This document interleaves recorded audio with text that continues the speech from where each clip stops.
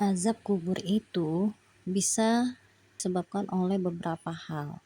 Nah, yang pertama adalah namimah. Nah, yang namimah adu domba ini kita pasti sudah tahu ya Cak Manu ya. Dengan misalnya dengan tetangga. Nah, ngomong bisa ini, ya, dia ke kebaikan, ngomong bisa ini. Akhirnya, ya akhirnya ngomong ini nambah penting. Harusnya bukan kayak itu.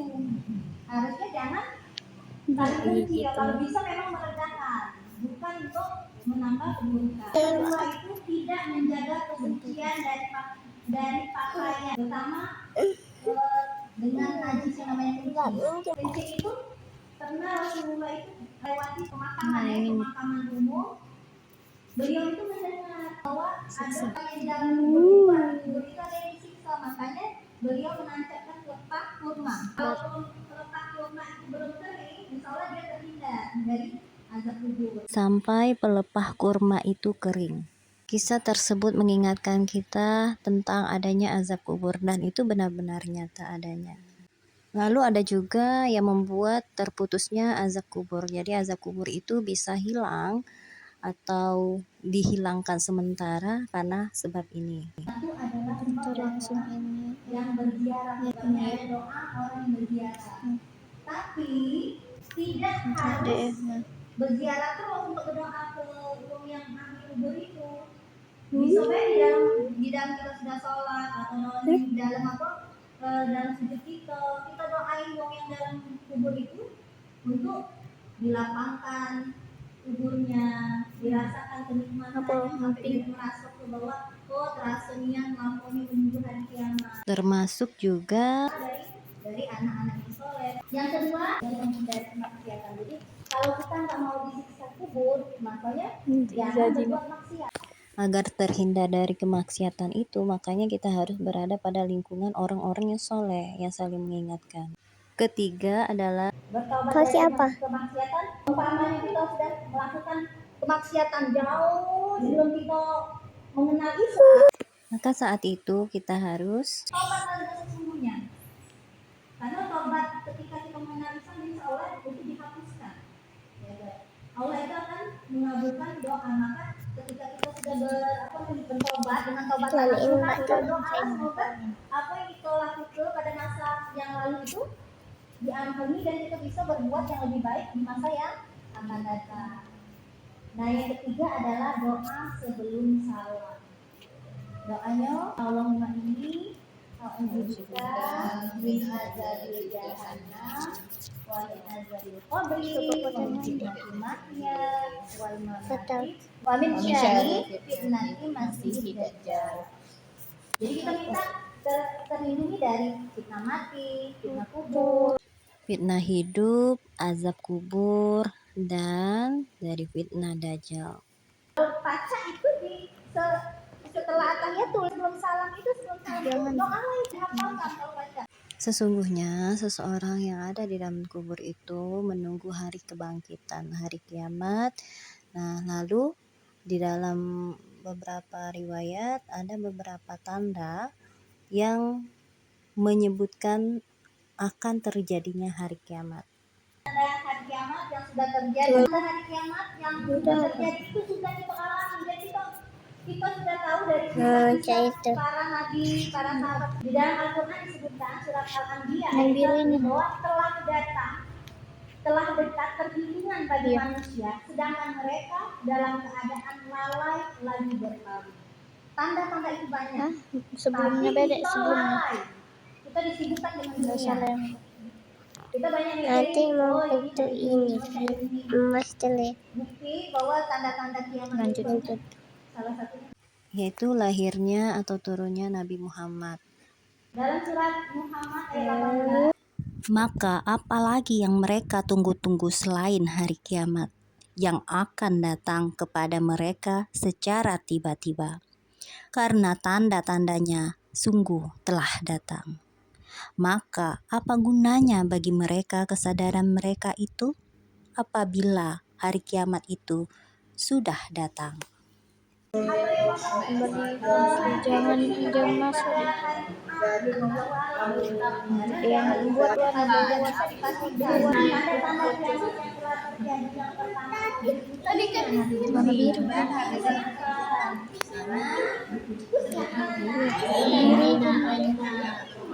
dan rambutnya Macam mana ini? seperti jari ini, dua jari ini.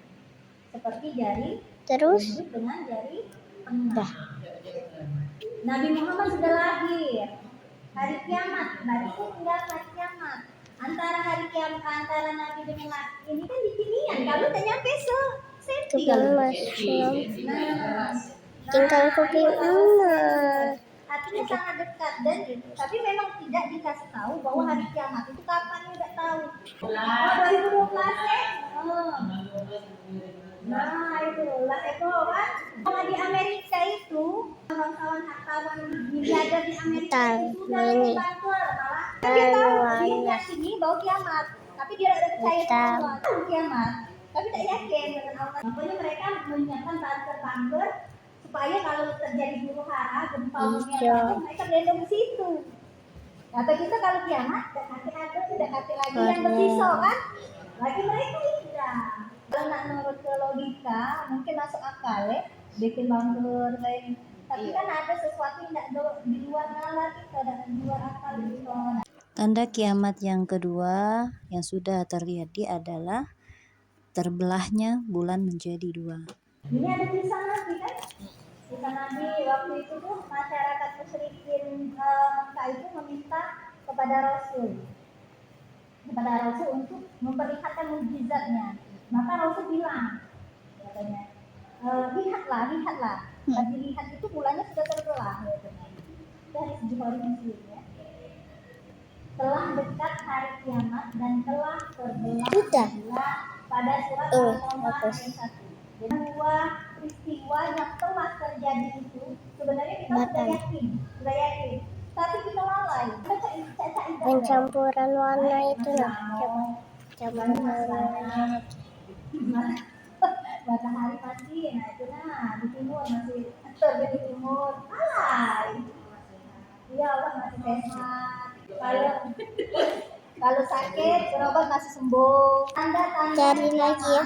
yang sudah terjadi dan sedang terjadi itu adalah keluarnya nabi palsu setelah Rasulullah. Dia Eden ya. Kalau zaman nabi itu yang terkenal itu Musailamah al-Kadzdzab. Al-Kadzdzab artinya pendusta. Musailamah si pendusta. Tidak akan datang hari kiamat sampai datang para pendusta yang mendekati 30 orang. Semuanya mengaku sebagai utusan Allah. Dari India siapa ini? Dari India itu Sai Baba. Sai Baba ini biso ini. Tapi mati juga kan? Mati juga kan? Mati juga. Ada lebih dahsyat lagi. Yang kedua, berlombanya orang yang tadinya yang dulunya itu orang miskin, lalu dia menjadi kaya, berlomba membuat bangunan mewah. Banyak kan sekarang? Tiba-tiba dia jadi kaya mendadak, terus bikin bangunan, itu salah satu tanda yang sedang terjadi pada saat itu. Ini hadis dari Muslim, Rasulullah menjawab Jibril tentang tanda hari kiamat. Engkau akan melihat orang yang dahulunya tidak beralas kaki, tidak berpakaian, orang miskin, pengembala kambing, mereka saling berlomba-lomba dalam meninggikan bangunan. Nah itu ya, tanda-tanda yang nyata ini sudah yang kita lihat lebih sekeliling ya. Yang ketiga itu disandarnya pekerjaan yang tidak berhak kepada orang tertentu. Ini apabila amanat sudah disia-siakan maka tunggulah hari kiamat. Banyak sekarang umum yang memang tidak berahli dalam satu bidang itu, dia bekerja di situ, katanya. Iya, kan ahlinya. Katanya. Ahli profesi. Iya. Yang keempat, salam hanya untuk orang yang dikenal. Salam untuk orang yang dikenal. Sesungguhnya di antara tanda hari kiamat apabila salam hanya diberikan untuk orang yang dikenal. Sebenarnya salam ini kalau untuk muslim sama muslim itu adalah haknya seorang muslim. Sebenarnya, cuman rasa cak kita nih caknya rasanya sumpah nih.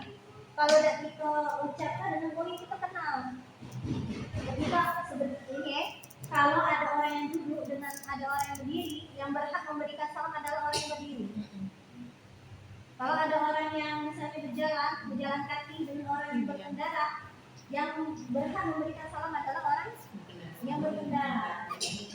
Tapi itu bukan cuma untuk orang yang dikenal, harusnya. Cuma kita ini cak noe cak budaya cak wong yang kenal baru salam, baru senyum. Sebenarnya salam, senyum, sapa itu membawakan kebaikan kepada kita. Contohnya ketika kita berada di dalam suatu keadaan tertentu yang membuat kita membutuhkan bantuan, ketika ada orang yang kita kenal, walaupun cuma sekedar menyapa di jalan atau senyum, maka orang itu insya Allah akan mendekati dan membantu kita. Kuburan itu kan yang sengaja dikasih akal penjelasannya tentang bahwa katanya sebagusnya kuburan itu tidak usah diaktifin karena dengan adanya air hujan, salah satunya tadi katanya kalau kita ziarah itu siksa berumpul itu tuh stop. Nah, dan jadinya hujan itu membasahi kuburan. Pada waktu kuburan itu belum kering, dia tidak punya siksa. Stop maksudnya. Pada waktu sudah kering, mulai lagi.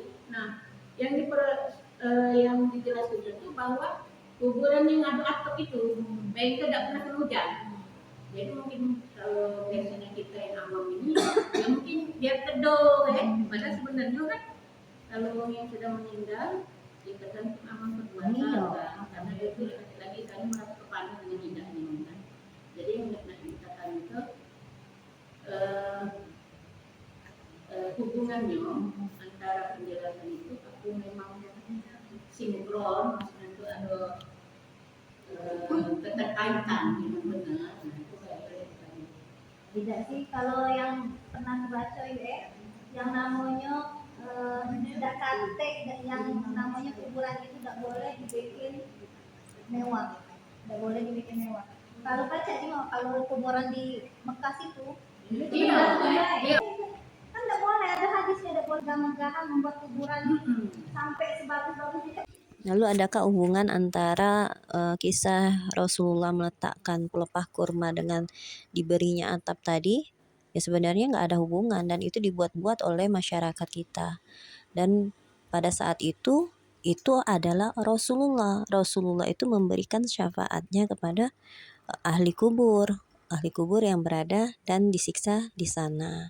Dan kalau ada diberikan atap, apakah patut orang yang memberikan atap itu mempunyai syafaat dan memberikan syafaat kepada makhluk? Padahal Allah sendiri yang menentukan siapa yang berhak memberikan syafaat kepada yang lain dan itu atas kehendak Allah. Wallahu a'lam.